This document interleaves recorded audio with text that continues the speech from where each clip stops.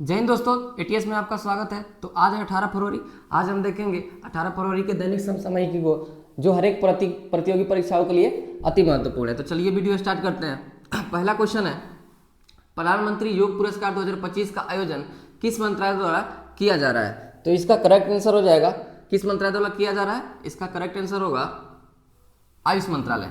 Correct answer क्या हो जाएगा? आयुष मंत्रालय। आयुष मंत्रालय द्वारा क्या किया जा रहा है?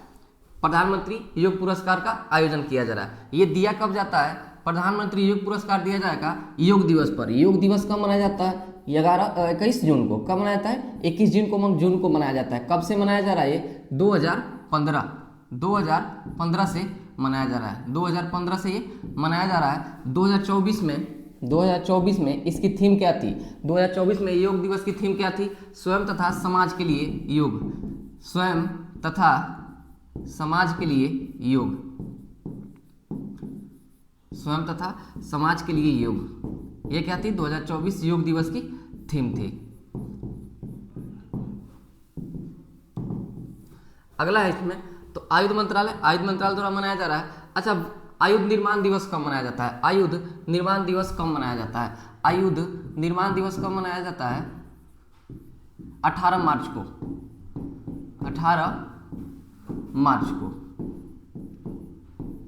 18 मार्च को 21 जून को योग दिवस मनाया जाता है। और 21 जून को ही क्या होता है? उत्तरी गोलार्ध में सबसे बड़ा दिन होता है। उत्तरी गोलार्ध में सबसे बड़ा दिन कब होता है? 21 जून को। उत्तरी गोलार्ध में सबसे बड़ा दिन। तो उत्तरी, और क्वेश्चन पूछे, ज्योग्राफी का क्वेश्चन है, उत्तरी गोलार्ध में सबसे बड़ा दिन कब होता है? 21 जून को। दक्षिणी गोलार्ध में तो ये होता है 22 दिसंबर को। 22 दिसंबर को दक्षिणी गोलार्ध में सबसे बड़ा दिन होता है। तो सबसे बड़ा दिन दक्षिणी गोलार्ध में कब होगा? 22 दिसंबर। और 21 जून को उत्तरी गोलार्ध में सबसे बड़ा दिन होता है। अच्छा, फिर आता है 21 मार्च। 21 मार्च। और एक आता है 23 सितंबर।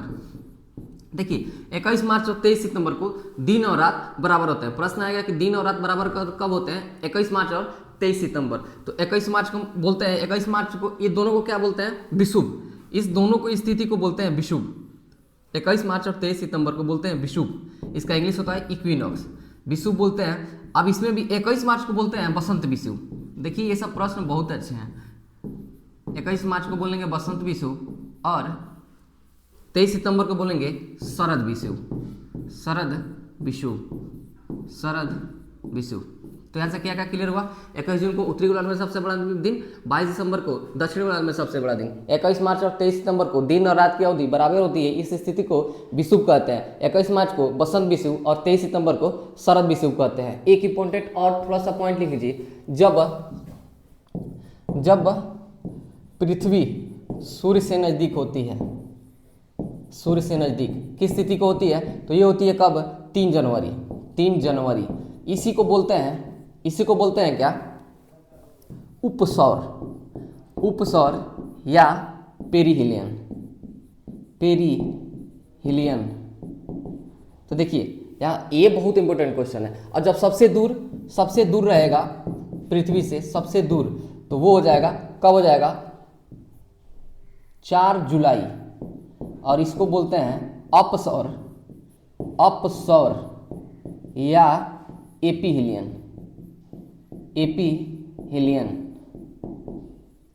अब देखिए, यहां से आपको क्या क्या क्लियर हुआ, मैं एक बार और बोल रहा हूं। 21 योग दिवस मनाते हैं 21 जून को। 2024 की थीम क्या है?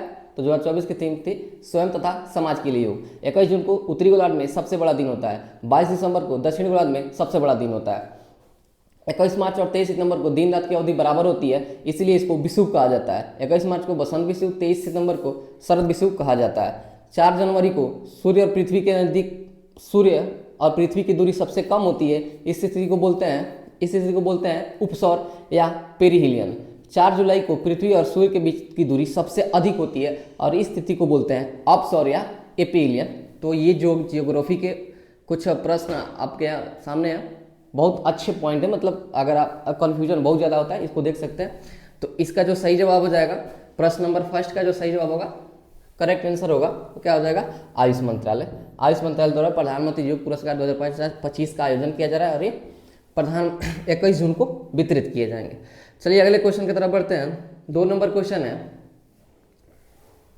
विश्व के number 1 tennis player Jannik Sinner को वाडा द्वारा कितने महीने के लिए निलंबित किया गया है? इसका करेक्ट आंसर हो जाएगा 3 महीना। वाडा, देखिए वाडा क्या है? वाडा world anti doping agency, world anti doping agency, इसकी स्थापना हुई थी 1999। इसका मुख्यालय है कनाडा में। अब भारत के लिए भी होता है कोई, तो भारत का होता है नाडा, नेशनल एंटी डोपिंग एजेंसी। नाडा की स्थापना 2005, समझ गए? देखिए world anti doping agency 1999, national anti doping agency 2005। Pakistan के लिए पाडा होता है, पाकिस्तान एंटी डोपिंग एजेंसी, उसको मतलब याद आप रख भी सकते हैं, नहीं भी रख सकते हैं। देखिए अभी वर्ल्ड के नंबर 1 टेबल टेनिस प्लेयर कौन है? जेनिक सिनर है। और जेनिक सिनर कहाँ के है? इटली के हैं, इटली। जेनिक सिनर कहाँ के हैं? इटली के हैं। 2024 का ऑस्ट्रेलियाई ओपन तथा यूएस ओपन, 2024 का ऑस्ट्रेलियाई ओपन और यूएस ओपन किसने जीता था? जेनिक सिनर ने कहा था, जीता था। जेनिक सिनर ने ही 2025 का ऑस्ट्रेलियाई ओपन भी जीता है। 2025 का ऑस्ट्रेलियाई ओपन किसने जीता है? जेनिक सिनर ने। और 2024 का ऑस्ट्रेलियाई ओपन और यूएस ओपन भी किसने जीता है? जेनिक सिनर के द्वारा ही जीता गया। और हाल ही में इन्हें वर्ल्ड एंटी डोपिंग एजेंसी द्वारा 3 माह का इन पर प्रतिबंध लगा दिया गया है। ठीक है, चलिए इसमें कुछ और इम्पोर्टेंट देख लेते हैं। इंपॉर्टेंट इसमें क्या हो सकता है? देखिए टेबल टेनिस से संबंधित कुछ ट्रॉफियाँ तो होता है कौन कौन, थोड़ा इंपॉर्टेंट है उसको देखते हैं। Davis Cup, Fed Cup, Davis Cup, Fed Cup, Swaythling Cup, Corbillon Cup, Corbillon भी लिख लीजिए इसमें, कार्बिलान कप, और इसमें लिख लीजिए रामानुज ट्रॉफी, और लिखिए जयलक्ष्मी कप, सॉरी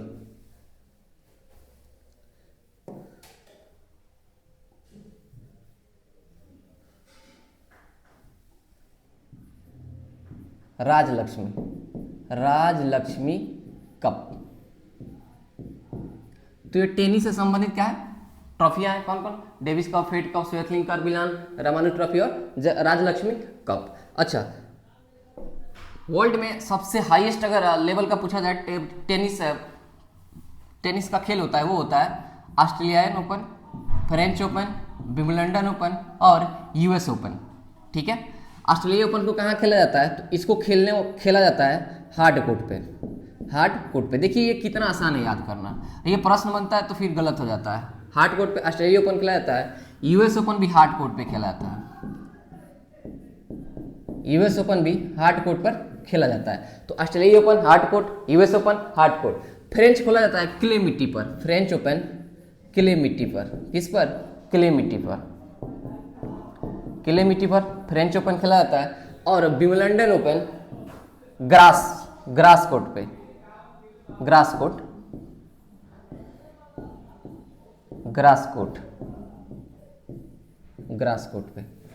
तो देखिए यहां से क्या क्या प्रश्न।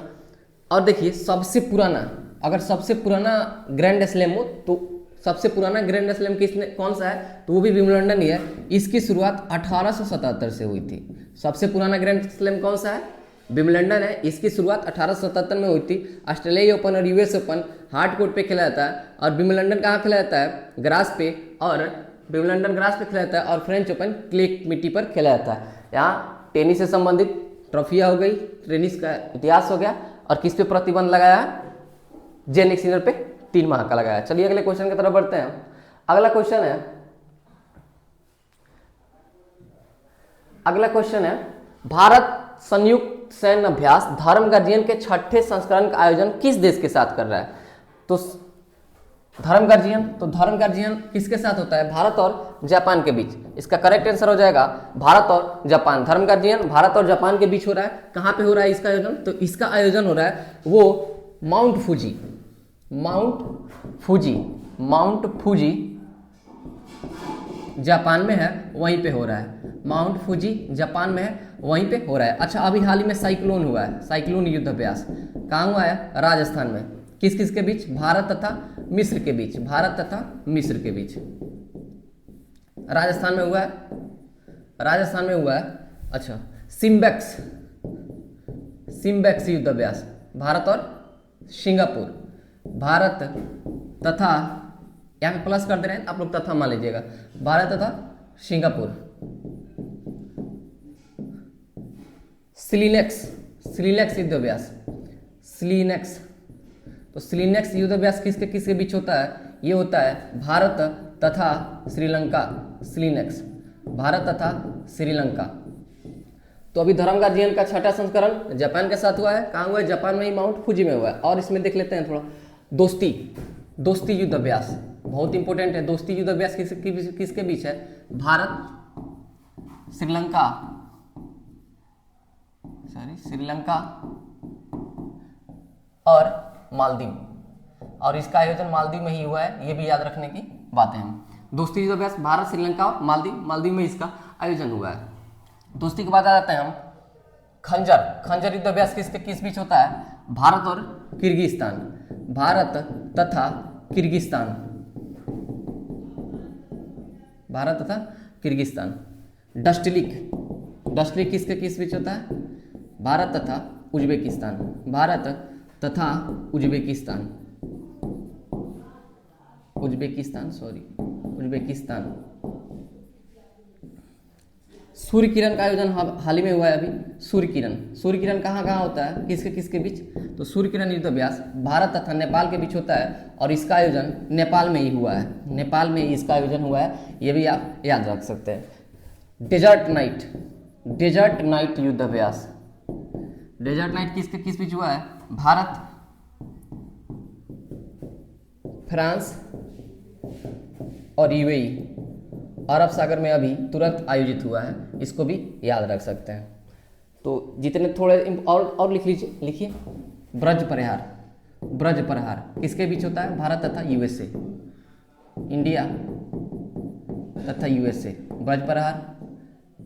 और होता है युद्धाभ्यास, युद्धाभ्यास, युद्ध अभ्यास भी किसके किस होता है? भारत और यूएसए के बीच ही आयोजित किया जाता है। एकथा एक्वेरिन, और लिखिए एकथा तथा एक्वेरिन, एक्वेरिन, ये होता है भारत तथा मालदीव। मतलब बोल रहे हैं उसको ज़्यादा सुनिएगा, थोड़ा सा राइटिंग मतलब हो जाता है, ठीक है। तो चलिए इतने युद्ध अभ्यास हो गए, इसको आप लोग याद रख लीजिएगा। चलिए अगले क्वेश्चन की तरफ बढ़ते हैं। अगला क्वेश्चन है, अगला क्वेश्चन है, ठीक है, अगला क्वेश्चन आईसीसी चैंपियंस ट्रॉफी 2025 के विजेता के लिए कितने यूएस डॉलर देने की घोषणा की गई है? तो कितना डॉलर, देखिए विजेता को कितना दिया जाएगा? 2.24 मिलियन डॉलर, ठीक है, कितना? 2.24 million dollar, 2.24 million dollar ICC विजेताओं को दिया जाएगा। अच्छा, आईसीसी चैंपियंस ट्रॉफी अभी कहाँ हो रहा है, कहाँ होगा? तो ये होगा यूएई और भाई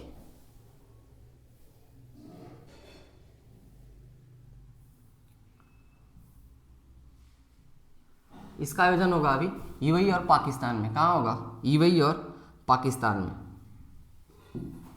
यूएई तथा पाकिस्तान में इसका आयोजन होगा। और जो भी विजेता होगा उसको, विजेता को दिया जाएगा 2.24 मिलियन यूएस डॉलर, 2.24, और उप विजेता को दिया जाएगा, उप विजेता को 1.12 बिलियन यूएस डॉलर। अच्छा, आईसीसी की स्थापना कब हुई थी? आईसीसी की स्थापना हुई थी 1909। मुख्यालय इसका दुबई में है, यूएई के दुबई में। अध्यक्ष कौन है अभी इसके? अध्यक्ष, तो इसके अभी अध्यक्ष कौन है? जय शाह है। कौन है? जय शाह। बीसीसीआई भी यहीं पे देख लेते हैं। बीसीसीआई की स्थापना 1928 में हुआ था। इसके अध्यक्ष कौन है? अध्यक्ष हैं इसके रोजन बिन्नी, रोजन बिन्नी, रोजन बिन्नी। अभी इसके अंतरिम सचिव कौन बने हैं? अंतरिम सचिव देवजीत सेकिया, देवजीत सेकिया।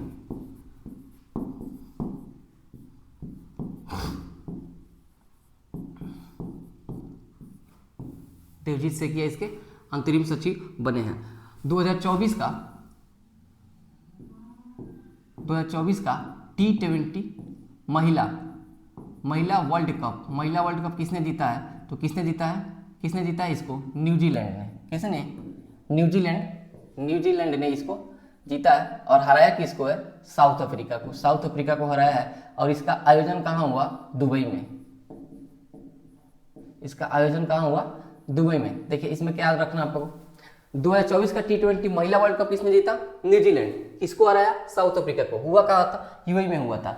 और पुरुष वाला कौन जीता? पुरुष वाला भारत ने जीता। और हराया किसको? तो हराया था भी, इसने भी साउथ अफ्रीका को ही हराया था। अगला इसमें क्वेश्चन देखते हैं, अंडर 19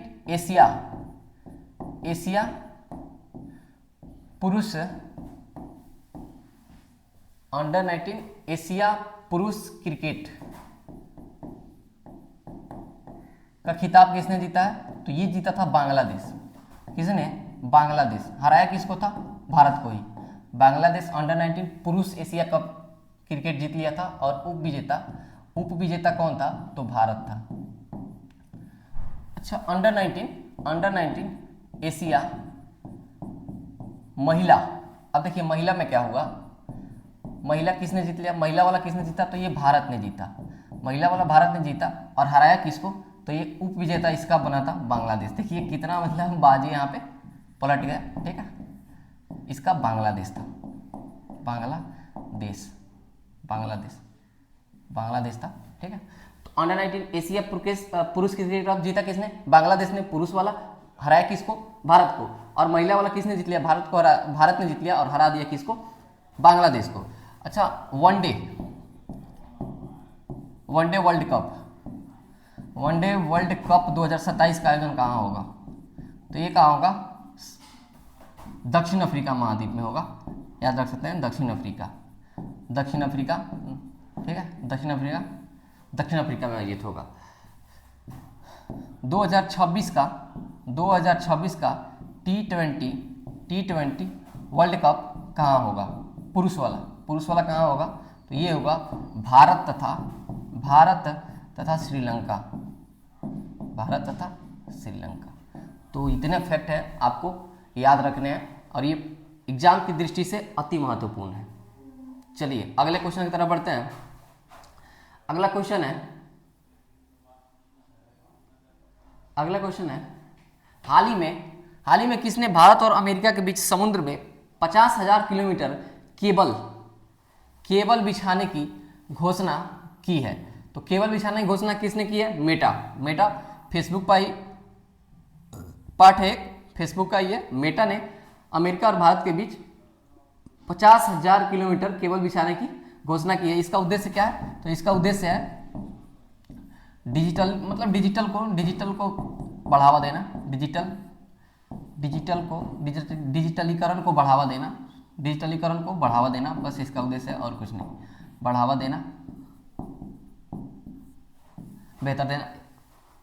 देना इसका मूल उद्देश्य है। अच्छा, जब समुद्र से संबंधित कुछ बातें देखते हैं ज्योग्राफी से हम लोग यहाँ पे, देखिए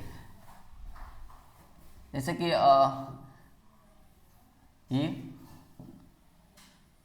मान लीजिए ये हो गया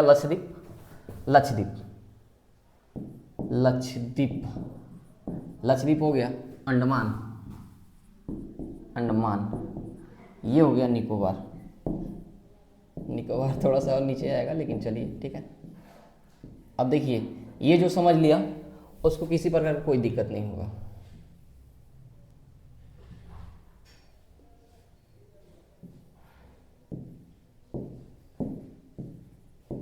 देखिए यहाँ पे बहुत इंपॉर्टेंट चीज बताएंगे और इसको आप लोगों को बिल्कुल ही मतलब एकदम ध्यान रखना है, ठीक है।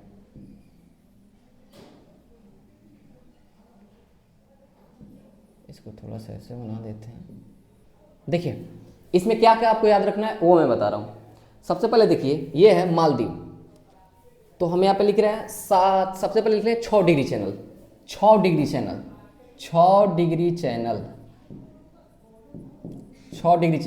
तो 6 डिग्री चैनल किसके किसके बीच है? 6 डिग्री चैनल किसके किसके बीच है? तो ये है सुमात्रा तथा great Nicobar. Great Nicobar 6 degree channel किसके बीच है? सुमात्रा तथा ग्रेट निकोबार के बीच स्थित है। 6 डिग्री चैनल सुमात्रा तथा ग्रेट निकोबार के बीच स्थित है। 7 डिग्री चैनल किसके किसके बीच है? 7 डिग्री किसके किसके बीच है? तो लक्षद्वीप तथा अमीनी द्वीप समूह के बीच स्थित है। अमीनी द्वीप 7 डिग्री चैनल लक्षद्वीप तथा अमीनी द्वीप। ये है अमीनी द्वीप और ये है लक्षद्वीप, इसके बीच में है 7 डिग्री। 7 डिग्री हो गया। यहाँ सुमात्रा है और ये हो गया ग्रेट निकोबार और यहीं पे है 6 डिग्री चैनल। 6 डिग्री चैनल यहाँ पे है, 7 डिग्री चैनल लक्षद्वीप और अमीनी द्वीप के समूह के बीच से। 8 डिग्री चैनल, 8 डिग्री मिनिकॉय तथा मालदीव के बीच। मिनिकॉय तथा मालदीव के बीच। अच्छा 9 डिग्री चैनल किसके किसके बीच स्थित है? तो 9 डिग्री चैनल किसके किसके बीच स्थित है? मिनिकॉय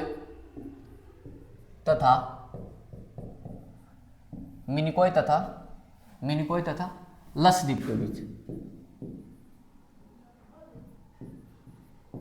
लक्षद्वीप के बीच 6 हो गया, 7 हो गया, 8 हो गया, 9 हो गया, 10 डिग्री। 10 डिग्री यहीं पे लिख रहे हैं। 10 डिग्री चैनल किसके किसके बीच स्थित है? तो 10 डिग्री किसके किसके बीच स्थित है? लघु अंडमान तथा कार निकोबार।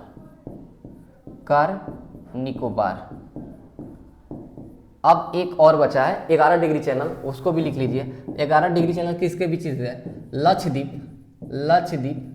तथा केन्नोरे द्वीप समूह। लक्षद्वीप तथा केन्नोरे द्वीप। देखिए ये बहुत इंपॉर्टेंट डेटा है, ठीक है। और जियोग्राफी की दृष्टि से भारत का भूगोल की दृष्टि से तो बहुत इंपॉर्टेंट है। हमको पता है 6, 7, 8, 9, 10, 11 बता है। 6 डिग्री चैनल सुमात्रा और ग्रेट निकोबार के बीच। 7 डिग्री चैनल किसके बीच है? लक्षद्वीप और अमीनी द्वीप समूह के बीच। 8 डिग्री चैनल किसके बीच है? मालदीव तथा मिनिकॉय के बीच स्थित है। 9 डिग्री चैनल किसके बीच है? मिनिकॉय तथा लक्षद्वीप के बीच स्थित है। और 10 डिग्री चैनल लिटिल अंडमान और कार निकोबार के बीच स्थित है। और 11 डिग्री चैनल लक्षद्वीप तथा केन्नोर द्वीप समूह के बीच स्थित है, ठीक है। अच्छा यहाँ पे थोड़ा सा और देख ले रहे हैं। अंडमान निकोबार का अगर बात करें तो अंडमान में क्या है? देखिए ये हो गया उत्तरी अंडमान,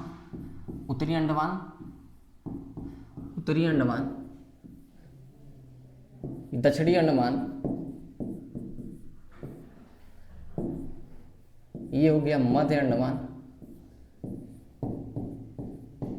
ये हो गया उत्तरी दक्षिणी मध्य लघु अंडमान। यहाँ पे लिख लीजिए ग्रेट निकोबार। ये बहुत इंपॉर्टेंट डेटा है, इसको आप रख सकते हैं, ठीक है। देखिए उत्तरी अंडमान में सबसे ऊंची चोटी क्या है? सेंट्रल पीक, इसकी सेंट्रल पीक। दक्षिणी मध्य अंडमान का क्या है? माउंट डियाबेली। दक्षिणी अंडमान मध्य अंडमान का। और दक्षिणी अंडमान का क्या है? माउंट कोयाबो तथा माउंट हेरियट।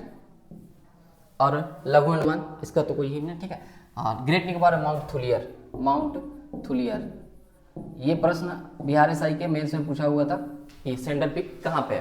तो उत्तरी, दक्षिणी, मध्य और लघु और ग्रेट निकोबार ये सभी है, ठीक है। और राजधानी पोर्ट ब्लेयर भी कहाँ है? पोर्ट ब्लेयर भी दक्षिणी अंडमान में।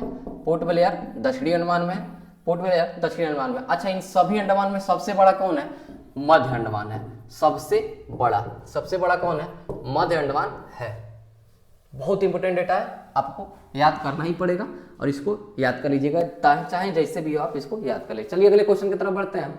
अगला क्वेश्चन है हाल ही में किसने प्रोजेक्ट ड्राइव के तहत अपने ग्राहकों के सेवाओं को सरल और सुलभ बनाने के लिए मार्कटेक प्लेटफॉर्म लॉन्च किया है? मार्कटेक प्लेटफॉर्म किसके द्वारा लॉन्च किया गया? तो इसका सही करेक्ट आंसर हो जाएगा LIC, life insurance company. LIC की स्थापना हुई थी कब हुई थी? 1956 में। और इसके अध्यक्ष है कौन? सिद्धार्थ मोहंती। कौन है? सिद्धार्थ मोहंती। LIC के क्या है? मोहंती, सिद्धार्थ मोहंती LIC के अध्यक्ष है। सिडबी की स्थापना कब हुई थी? तो सिडबी की स्थापना 1990 में हुई थी और इसके अध्यक्ष कौन है? मनोज मित्तल। कौन है? मनोज मित्तल। मनोज मित्तल। सिडबी के अध्यक्ष कौन है? मनोज मित्तल है। सेबी की स्थापना कब हुई थी? 1988 में हुआ था और 1992 में इसको अधिनियम 1992 में आया था, स्थापना 1988 में होता। सिडबी के अध्यक्ष कौन है? माधवी पुरीबुच। कौन है? माधवी पुरीबुच। माधवी पुरीबुच सीबी के हेड हैं। और एसबीआई की स्थापना, अच्छा एसबीआई की स्थापना के लिए थोड़ा सा हम पीछे चलते हैं। देखिए एसबीआई की स्थापना का इतिहास एक बार देख लीजिए। बैंक ऑफ बंगाल की स्थापना हुई थी 1803 में। बैंक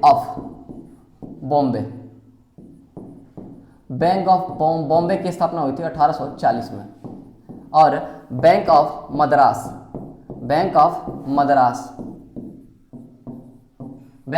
की स्थापना हुई थी 1843 में। इन तीनों बैंक को ही मिला के 1921 में कर दिया गया imperial bank of India.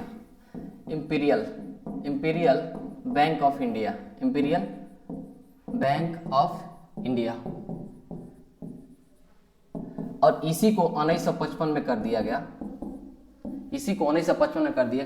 SBI, state bank of India. इसके वर्तमान में अध्यक्ष हैं श्रीनिवासुलु शेट्टी।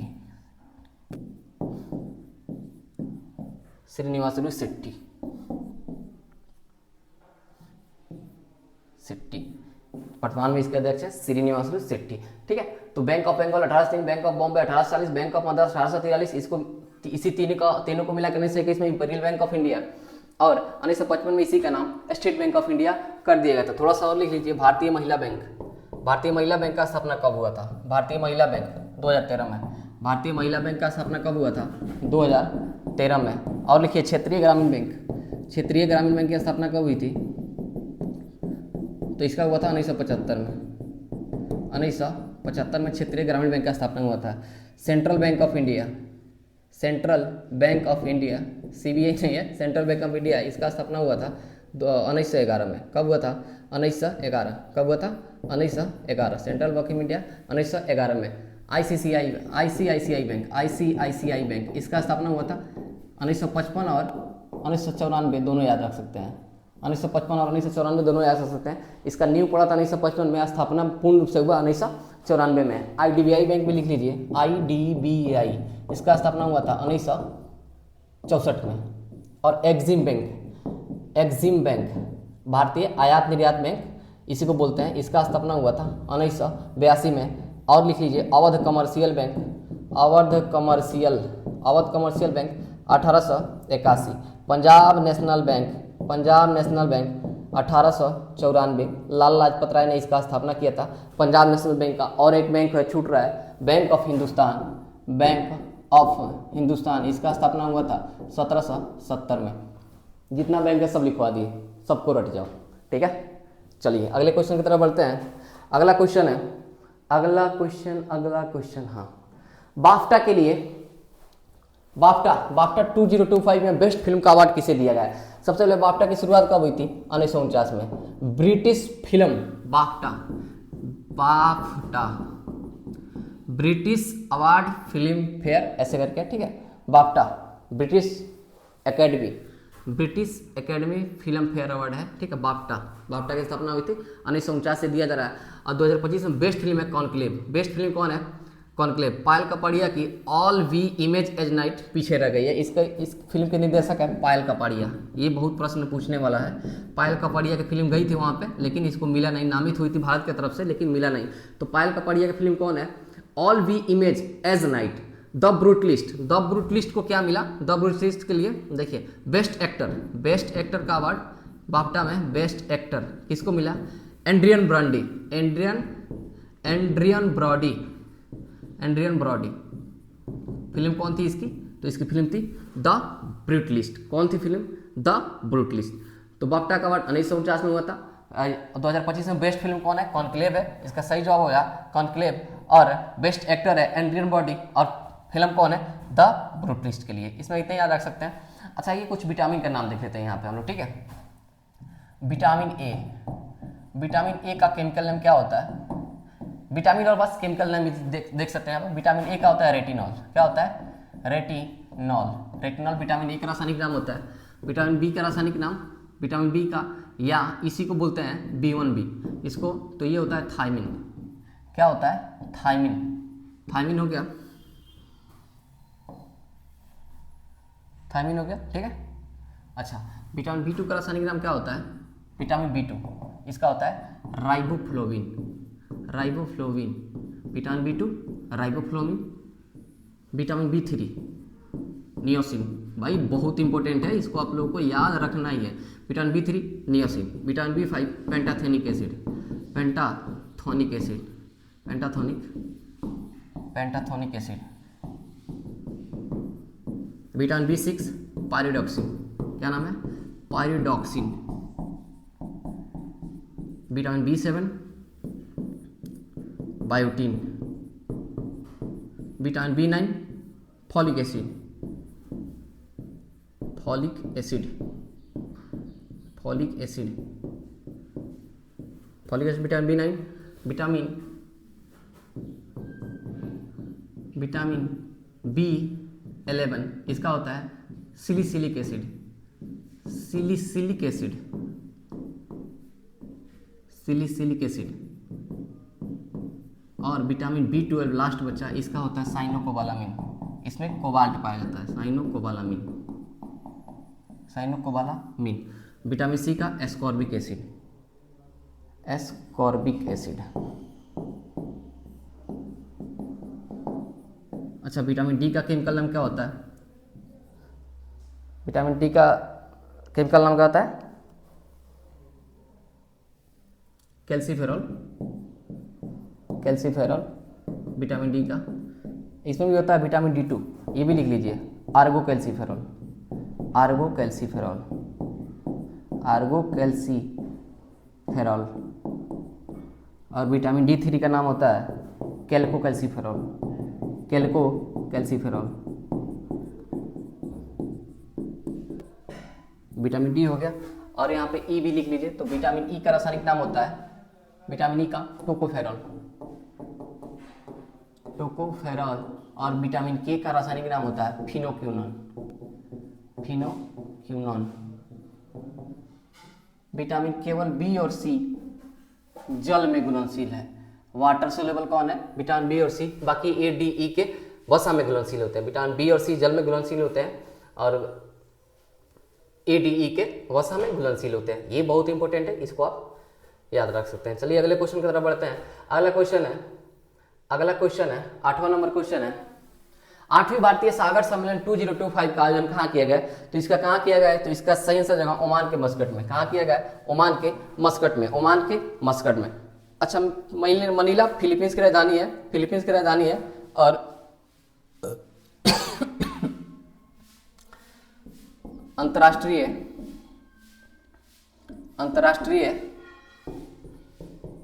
चावल अनुसंधान संस्थान यहाँ स्थित है। चावल अनुसंधान कहाँ है? फिलीपींस की राजधानी मनीला में अंतर्राष्ट्रीय चावल अनुसंधान संस्थान है। रियाद, सऊदी अरब। रियाद यहाँ पे क्या होगा? 2027 का ई ओलंपिक कहाँ होगा? 2027 का ई ओलंपिक स्पोर्ट्स गेम कहाँ होगा? रियाद में होगा। 2027 का ई ओलंपिक्स कहाँ होगा? रियाद में होगा। ठीक है, चलिए अगले क्वेश्चन की तरफ बढ़ते हैं। ज्यादा इंपॉर्टेंट नहीं है तो उसको छोड़ते हैं, बढ़ते हैं आगे। अगला है 9वां, हाल ही में जलवायु जोखिम सूचकांक। बहुत इंपॉर्टेंट क्वेश्चन है, लिख लीजिए। ये प्रश्न के लिए बहुत जितना इसको स्टार लगाना हो लगा लीजिए। हाल ही में जारी जलवायु जोखिम सूचकांक 2025 में भारत को कौन सा स्थान दिया गया? तो जलवायु जोखिम में भारत का स्थान है छठा। क्या है? छठा। जलवायु जोखिम में भारत का स्थान छठा है। अब एक बार सब देख लेते हैं रैंक किसमें किसका है। ठीक है, देखिए मतलब किसमें भारत का क्या रैंक है। यूनिकॉर्न के मामले में भारत का तीसरा स्थान है। एशिया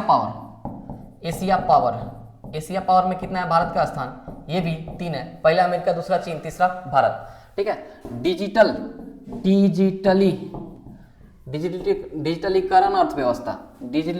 डिजिटलीकरण अर्थव्यवस्था में भारत का स्थान कितना है? ये भी तीसरा है। ठीक है, अब जलवायु जोखिम में छठा हो गया। जलवायु परिवर्तन में, जलवायु परिवर्तन में भारत का स्थान कितना है? ये है 10। जलवायु परिवर्तन में भारत का स्थान कितना है? 10 है। अगला देखते हैं इसमें जलवायु परिवर्तन में पैरा ओलंपिक। हम शुरू से लास्ट तक चल रहे हैं, मतलब लो रैंक से हाई रैंक तरफ।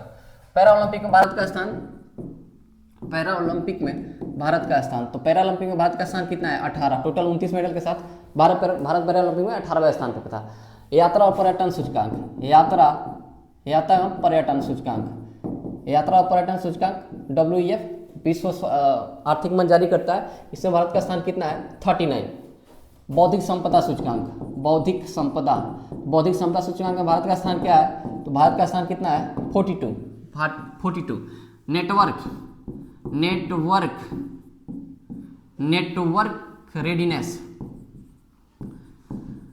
रेडिनेस इंडेक्स में भारत का स्थान क्या है? 49। डिजिटल में भारत का स्थान, डिजिटल में भारत का स्थान, डिजिटलीकरण अर्थव्यवस्था नहीं, डिजिटल में भारत का स्थान क्या है? 54। कितना है? 54। अच्छा, ओलंपिक में भारत का स्थान कितना है? 1+5, 1 सिल्वर और 5 ब्रॉन्ज के साथ ओलंपिक में भारत का स्थान कितना है? 71। AI तत्परता सूचकांक में भारत का स्थान कितना है? AI तत्परता सूचकांक में भारत का स्थान कितना है? 72। आर्थिक स्वतंत्रता सूचकांक में भारत का क्या स्थान है? तो आर्थिक स्वतंत्रता में भारत का स्थान है 84। कितना है? 84। आर्थिक स्वतंत्रता में भारत का स्थान 84 है। भ्रष्टाचार धरना सूचकांक में भारत का स्थान क्या है? 96। भुखमरी में भारत का स्थान क्या है? भुखमरी सूचकांक में भारत का स्थान है 105। शांति सूचकांक में भारत का स्थान है 116। खुशहाली में भारत का स्थान है, खुशहाली सूचकांक में भारत का स्थान है 126। ग्लोबल जेंडर गैप इंडेक्स में भारत का स्थान क्या है? 129। ग्लोबल जेंडर गैप हो गया। अब इसके बाद लिख लीजिए HDI, ह्यूमन डेवलपमेंट इंडेक्स, मानव विकास सूचकांक। भारत का स्थान कितना है? 134। मानव विकास सूचकांक भारत का स्थान कितना है? तो भारत का स्थान इसमें 134। प्रेस स्वतंत्रता सूचकांक भारत का स्थान क्या है? 159। और लास्ट बचा पर्यावरण प्रदर्शन सूचकांक। तो पर्यावरण प्रदर्शन में भारत का स्थान क्या है? 176। जितने भी इंपॉर्टेंट है, एक और छूट गया है ऊर्जा संक्रमण सूचकांक।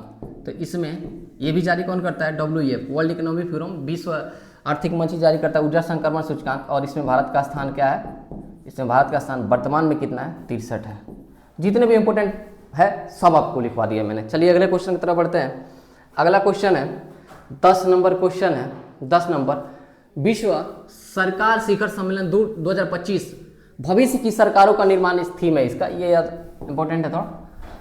कहाँ आयोजित हुआ है? तो इसका आयोजन हुआ है दुबई में। कहाँ हुआ है? दुबई में। ई ओलंपिक्स कहाँ होगा? 2027 का ई ओलंपिक कहाँ होगा? रियाद में होगा।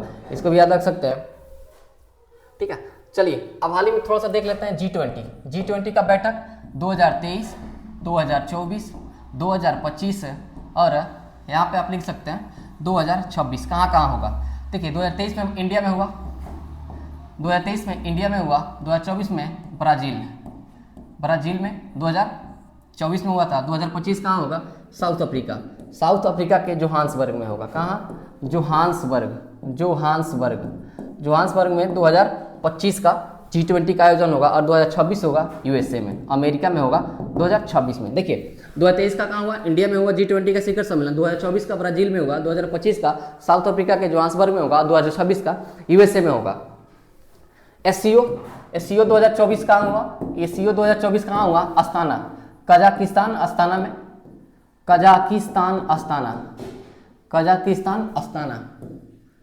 में आयोजन हुआ। ठीक है, और 2025 में कहाँ होगा? SCO का 2025 में कहाँ होगा? चीन में होगा। तो SCO की बैठक 2025 में कहाँ होगी? चीन में।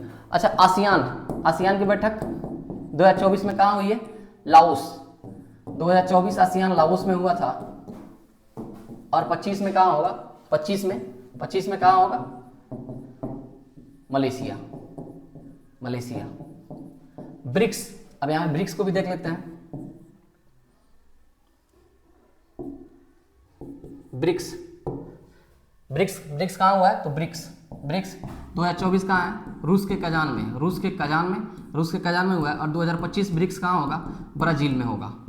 भाई बहुत इंपॉर्टेंट डेटा है, याद रखना, बिल्कुल आवश्यक ही है, ठीक है। ये हो गया। अब इसके बाद आते हैं G7।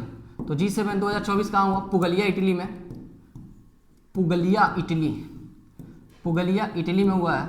और 2025 में इसका बैठक कनाडा में होगा। कहाँ होगा? कनाडा में होगा, ठीक है। क्वाड भी लिख लीजिए। क्वाड 2024 कहाँ हुआ? क्वाड 2024 कहाँ हुआ? यूएसए में हुआ था 2024। और क्वाड का 2025 में बैठक भारत में होगा। 2025 में भारत में होगा। सब खत्म। अच्छा लगे तो शेयर जरूर करना, ठीक है। चलिए अगले क्वेश्चन की तरफ बढ़ते हैं।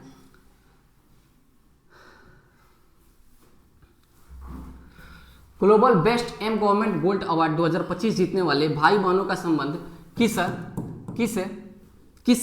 शहर से है? तो इसका सही आंसर होगा हैदराबाद। ये दोनों कहाँ के हैं? हैदराबाद के हैं। ये दोनों कहाँ के? ये दोनों भाई बहन हैं। नाम है उनका जैन अहमद तथा फारिया जुनैब। ये दोनों भाई बहन हैं। और इन्होंने विश्व सरकार सम्मेलन वर्ल्ड गवर्नमेंट समिट जो हो रहा है दुबई में, उसी में इन्होंने एम गवर्नमेंट गोल्ड अवार्ड जीता है। और ये दोनों हैदराबाद के हैं। किसके लिए जीता है? तो ये जो लकवा के इलाज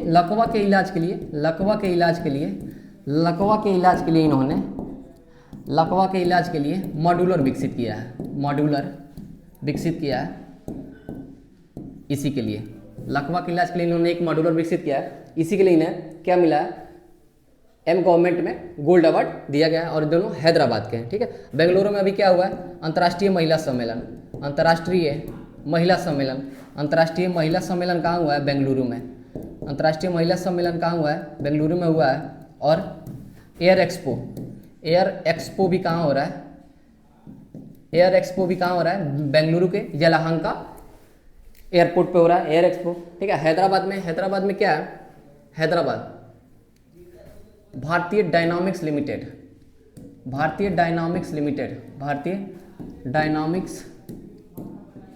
लिमिटेड का मुख्यालय कहाँ है? भारतीय डायनामिक्स लिमिटेड का मुख्यालय कहाँ है? ये है हैदराबाद में है। और हैदराबाद में है मगरमच्छ प्रजनन केंद्र। तो मगरमच्छ प्रजनन केंद्र भी कहाँ है? हैदराबाद में है। मुंबई में हाल ही में क्या हुआ है? बताइए। मुंबई तो एआई यूनिवर्सिटी कहाँ बनेगा? एआई यूनिवर्सिटी कहाँ बनेगा? एआई यूनिवर्सिटी महाराष्ट्र में बनेगा। और मुंबई में ही 24वां दिव्य कला मेला का आयोजन भी मुंबई में हुआ है। 22वां दिव्य कला मेला का आयोजन कहाँ हुआ था? इंडिया गेट दिल्ली में। 23वां दिव्य कला मेला का आयोजन बड़ोदरा के गुजरात में हुआ था। और 24वां दिव्य कला मेला का आयोजन मुंबई में हुआ है, ठीक है। चलिए लास्ट क्वेश्चन की तरफ बढ़ते हैं। अगला क्वेश्चन और लास्ट क्वेश्चन है आपके लिए। हाल ही में किस देश ने दक्षिणी चीन सागर के गहरे पानी में पहले अंतरिक्ष केंद्र के निर्माण को स्वीकृति दी है? तो इसका सही आंसर होगा चीन। इसको नाम दिया गया डीप सी ओशन इसका नाम दिया गया है, ठीक है। डीप सी ओशन इसका नाम दिया गया, डीप सी ओशन मिशन, ठीक है। तो इसका सही आंसर हो जाएगा चीन ने इसको दक्षिण चीन सागर में स्थापित किया है। और इसका उद्देश्य क्या है? उद्देश्य क्या है इसका? महासागरीय अध्ययन इसका क्या है? महासागरीय अध्ययन, जलीय अध्ययन इसका क्या है? उद्देश्य है। भारत में अंतरिक्ष अनुप्रयोग केंद्र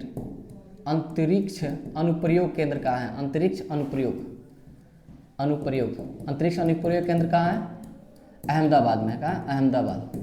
भारत का मैनचेस्टर, भारत का मैनचेस्टर। अहमदाबाद साबरमती की नदी के किनारे के तट पे है, साबरमती की नदी के तट पे है। अंतरिक्ष अनुप्रयोग क्षमता, ठीक है। तो ये आज का करंट अफेयर था, और कैसा लगा आपको और एक्सप्लेनेशन कैसा रहा, और ऐसे ही डेली करंट अफेयर चले गए। और चैनल को सब्सक्राइब, लाइक, कमेंट, शेयर जरूर करें। अगर आपको अच्छा लगा हो तो कमेंट जरूर करें। मिलते हैं कल के वीडियो में, और सुबह 6 बजे में हम तो आ जाते हैं। अपलोड करने में थोड़ा सा दिक्कत होता है, 9 बजे से 10 बजे के बीच में आप वीडियो अपलोड हो जाएगा। तो मिलते हैं नेक्स्ट वीडियो में। जय हिंद।